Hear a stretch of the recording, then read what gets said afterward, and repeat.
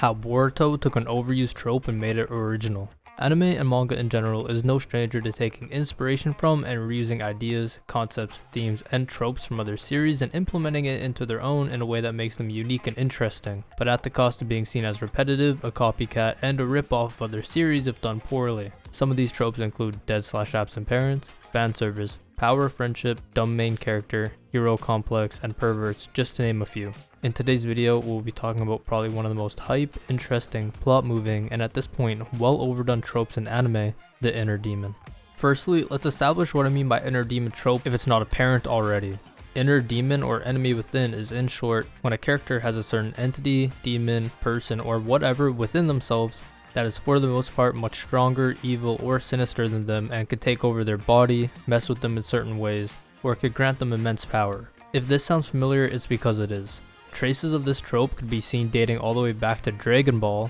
with Goku's Great Ape transformation, and while it's not exactly the inner demon trope, it does function in the same way by involving a monster-like transformation that threatens to take over Goku's body in exchange for massive power. Even in Yu Yu Hakusho, there's something similar with Ryzen taking over Yusuke during the fight with Sensui. The reason I mentioned these somewhat similar scenarios is because they are massive influences on the shonen landscape with authors Oda, Kishimoto, and Kuba reading them while growing up, and then they created One Piece, Naruto, and Bleach, aka the Big Three, two of which utilizes the inner demon trope. Since then, a magnitude of series have come out, some taking inspiration from the Big Three using this, such as Chainsaw Man, Blue Exorcist, Fairy Tail, Black Clover, Jujutsu Kaisen, and Boruto, just to name a few. That last one, Boruto, is the main focus of today's video. Now Boruto, the sequel to Naruto, the story that had potential beyond belief but turned into one of the most unwarranted hated animes of recent times, utilizes the same trope as its predecessor, the inner demon, yet among all the hate and flack it receives, this is never brought up or mentioned because of how perfectly and flawlessly it was executed. Keep in mind, Naruto is probably the anime who pushed this trope to being popular and mainstream with the Naruto and Kurama duo, and now its sequel, Boruto, is using the exact same concept with Boruto and Momoshiki without complaints from the fandom or anime community in general. Let's start with how Boruto and Momoshiki came to be together, because it's much different from what we've seen before. I'll use Naruto, Jujutsu Kaisen, and Black Clover as examples. In Naruto's case, he had someone use a sealing jutsu and split half of the demon and seal it inside a less than 1 day old baby, keeping the demon dormant inside his belly. In Jujutsu Kaisen's case, Sukuna had sealed himself as a cursed object and divided it between 20 fingers, and Yuji had ate one, resurrecting Sukuna inside of him. In Black Clover, Asta's mother sealed a devil with no magic powers inside a book that was given to Asta when everyone received their grimoires. While these are different in their own right, Jujutsu Kaisen and Black Clover feel heavily similar to Naruto, as when I and others that I've spoken to have said that when they first watched it and saw the trope in action, it was kind of a, alright, nothing I haven't seen or experienced before type of emotion. Don't get me wrong, I'm not saying these two are bad at all.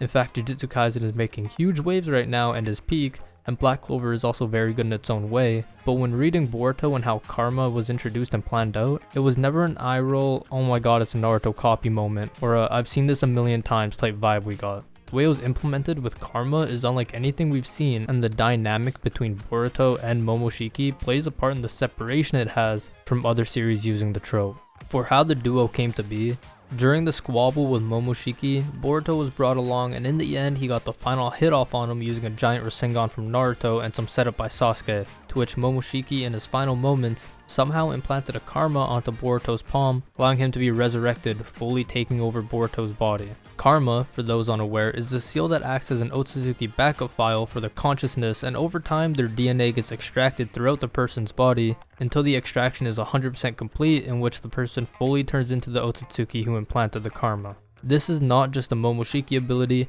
but an ability from everyone in the clan, and it's not the only one in the series, as Kawaki also has a karma implanted on him from a different Otsutsuki, but has no risk of getting taken over as Ashiki is dust. What's interesting and is unlike others is the dynamic between Boruto and Momoshiki and the way they interact. From the very start, Momoshiki had a connection with Boruto by being able to see into his future and tell his fate, and also dropping the iconic line, "Those blue eyes shall eventually take everything from you," foreshadowing the insane plot twist of Ida and her omnipotence, swapping Kawaki and Boruto's position, literally taking everything from Boruto and leaving him alone with just himself and Momoshiki, and majority of their later conversations are either in reference to this, about his fate, or Momoshiki trying to convince Boruto to allow himself to be taken over and trying to break Boruto's will. Going into chapter 67, when Boruto dies by Kawaki's hand, Momoshiki is faced with a tough choice and ends up sacrificing his own chances at resurrection by karma and revives Boruto using his own DNA. Because if Boruto dies, then Momoshiki won't be revived,